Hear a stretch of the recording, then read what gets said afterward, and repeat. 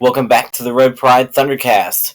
Sorry for the long delay, and in today's episode, it is just a normal IHSAA talk. Yes, we are talking about the IHSAA and all things IHSAA. Let's get into it. We are here for the Thunder Zone coverage. In this edition of the Thunder Zone coverage, we will go over Plainfield's games in the Phil Cox tournament and more. Let's start off with the Kokomo tournament. We got on the bus that morning, and when we got there, we had to get ready to play. The first game was Mount Vernon. Quick start for us, but quickly went downhill. We lost in overtime to Mount Vernon. After game one, we had to come back and play that evening. We played against Warren Central, and that is a really good team, a really good MIC team, and we started out good, but then we lost. It didn't go our way as we lost to them, forcing us to play for 7th. We then beat New Haven to take 7th in the tournament. Dude, I'm telling you this, that stadium, like as you can see right now from the pictures, that stadium is so awesome. That stadium, I love that stadium. Huge Jumbotron, great gym floor. And the next week we geared up for Southport. We easily got past Southport. Then the next week we had the Hendricks County tournament.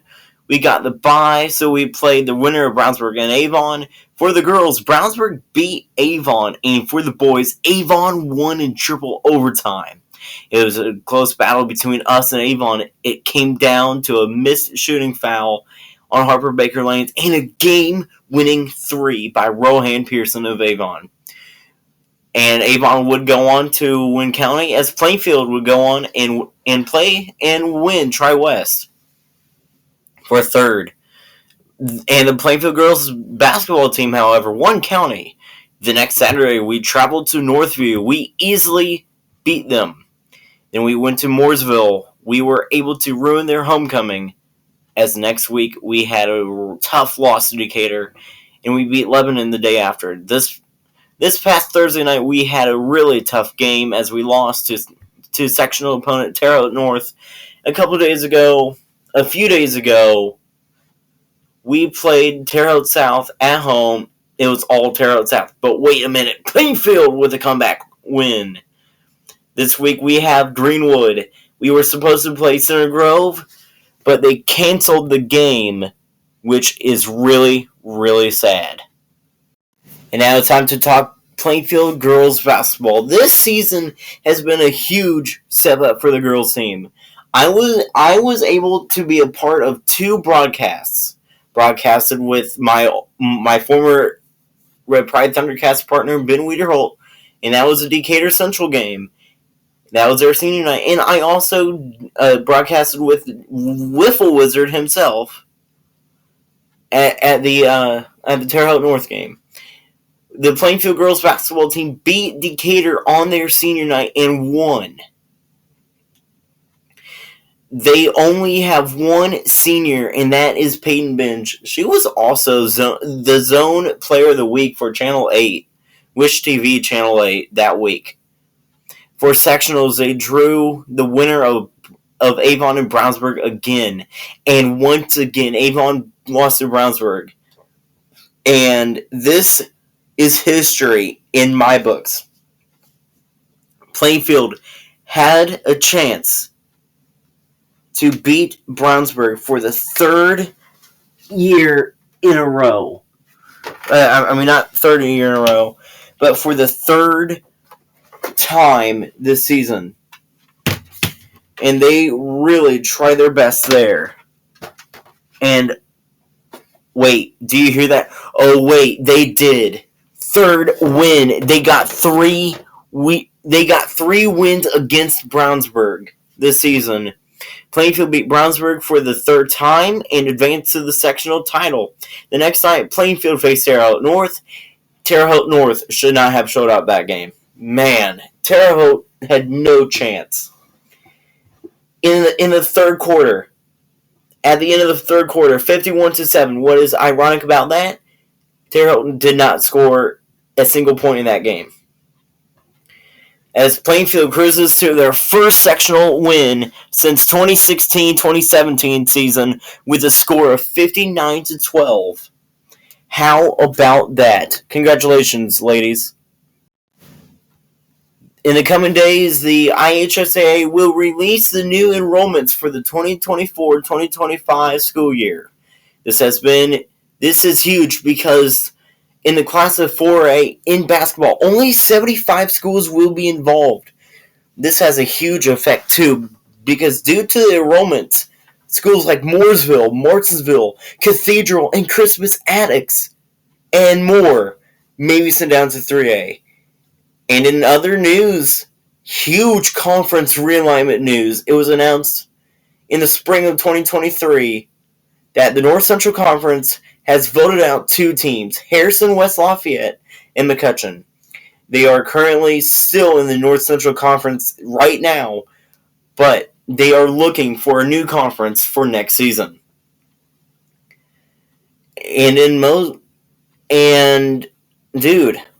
And there are three best options for them, and I'm here to talk about them.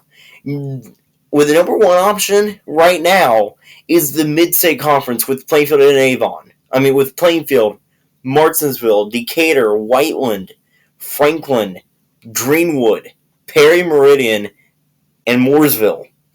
But the thing is a traffic situation.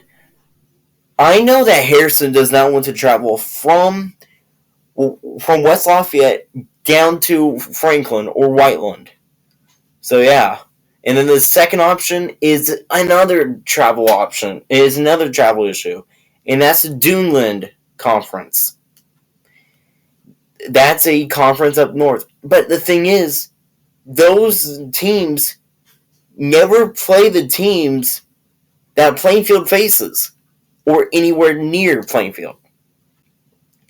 And finally, the third option is to go independent at the end of the season and then join the Sagamore Conference in a couple years. The Sagamore Conference will be breaking up, and the only three teams that are staying in that conference, Danville, Tri-West, and Lebanon. What's awesome about that? Harrison plays against those teams. Harrison and McCutcheon could go independent for one season. Join Carmel, Center Grove, Cathedral, and others as an independent school. And then go to the Sagamore Conference. And in my mind, I think option 3 is the best option. And now before we get into the mid-state conference standings in boys basketball, this is not on the script, but I do want to give a huge shout out once again to the Plainfield girls swim team. Dude, the Plainfield girls swim team, they have been fantastic all season long, and they won their 6th straight girls swimming title for sectionals. They will be going to state this season, this weekend, at the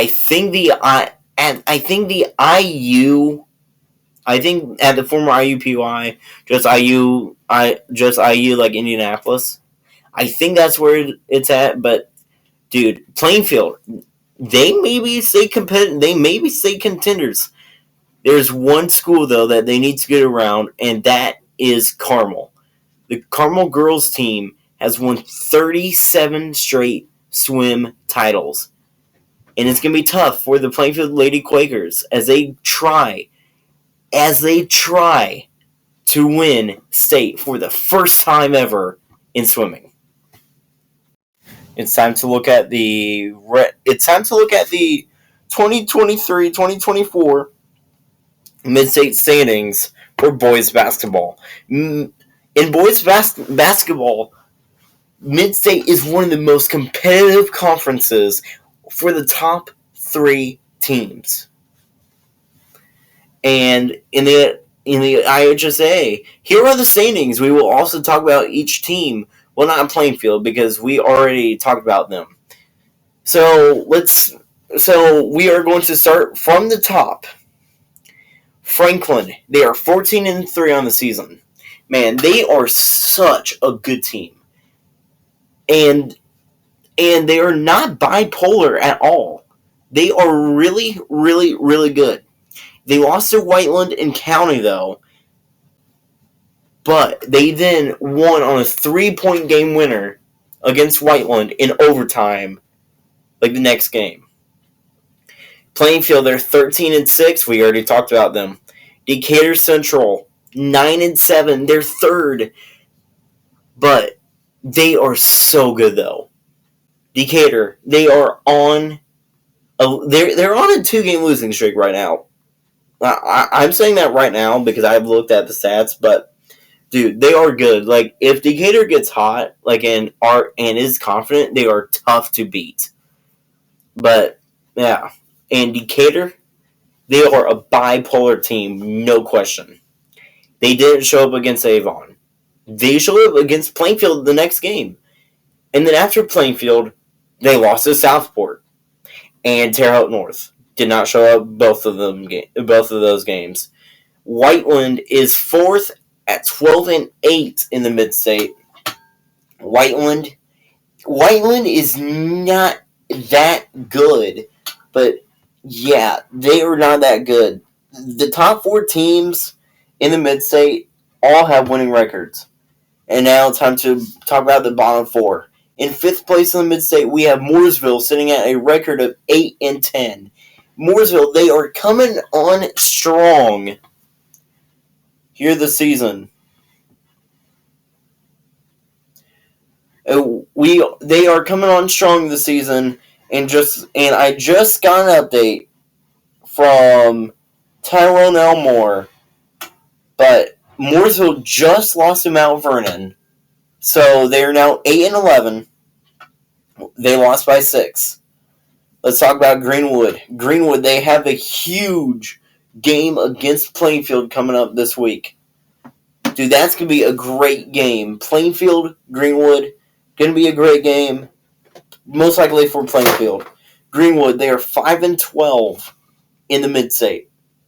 I mean, not in the Mid-State, but in IHSA. They are ranked 6th in Mid-State. They are not that good. And yeah, time to talk about Perry Meridian. There is really nothing. There has been some glimpses of hope for Perry Meridian. I mean, Perry Meridian started out winless and then they won. But, dude, they got killed by Southport in game 1. And that was the end of their season right there. Let's talk about Martinsville. Actually, no. Martinsville belongs in the trash can. Martinsville is 3-14 this season. And dang, and their only wins were close wins. And you know how bad Martinsville is? They lost to Speedway and Tri-West, 2 3A teams. And they beat Monrovia by 4 points.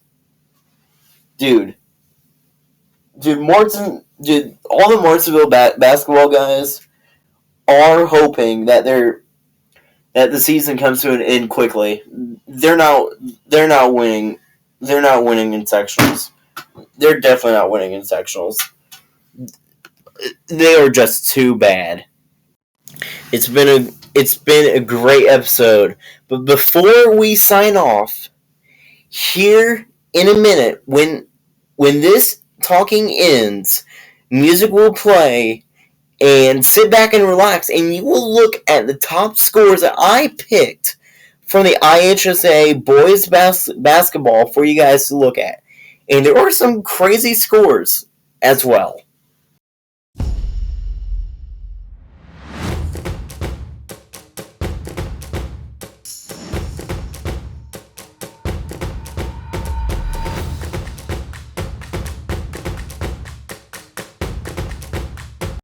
That will do it for today's episode of the Red Pride Thundercast.